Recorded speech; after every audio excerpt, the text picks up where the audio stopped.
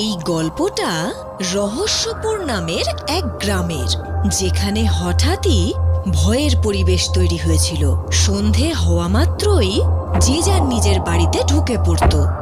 কেউ কাউকে যতই ডাকুক না কেন, যতই মিনতি করুক, কেউ নিজের বাড়ির দরজা খুলত না। এমনকি তাদের আপনজনকেও ডাকলেও তারা দরজা খুলত না।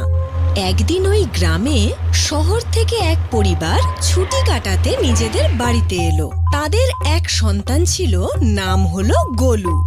যেমন তার নাম তেমনি তাকে দেখতে। আসা মাত্রই গোটা গ্রাম জুড়ে সে দুষ্টুমি করে বেড়াতে লাগলো। কিন্তু সন্ধে হওয়া মাত্রই যেই না সবাই নিজের নিজের বাড়িতে ঢুকে দরজা বন্ধ করে দিল, গোলু তখন চিন্তায় পড়ে গেল। কারণ শহরে তো তার অনেক রাত পর্যন্ত খেলার, জাগার, পড়ার, টিভি দেখার অভ্যেস ছিল। সে জিজ্ঞেস করাতে তার কাকা উত্তর দিল, এক রাতে যখন উনি কাজ করে ফিরছিলেন। আরে, এত গরমের মধ্যেও এভাবে ঝড় বইছে কেন?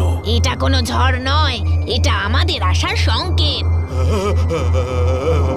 আমরা যতই গ্রাম ঘুরি না কেন, কিন্তু এই গ্রামের মানুষের মাংসের একটা আলাদা স্বাদ আছে। হ্যাঁ, এক রাত খেলে 4 রাত আর খিদে পায় না। খুব ভালো।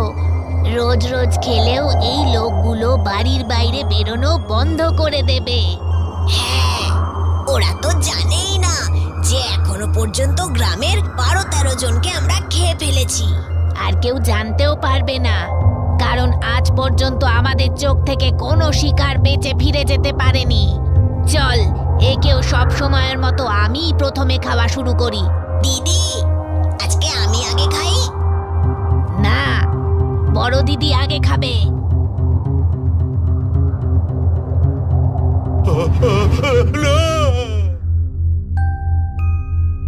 কাকার এই কথা শুনে কাকা এবং গ্রামবাসীদের ওপর গোলুর খুব মায়া হলো।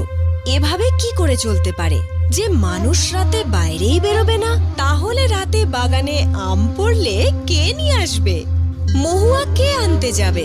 চাষের জমি কে দেখাশুনো করবে? এইভাবে চলতে থাকলে একদিন পুরো গ্রাম শেষ হয়ে যাবে।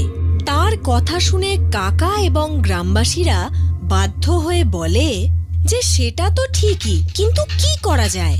কিন্তু গোলু 2 রাত ঘুমোতে পারল না, আর বারবার তার কাকার বলা কথাগুলো মনে করতে লাগলো, আর কি উপায় বের করা যায় ভাবতে লাগলো। আর এক রাতে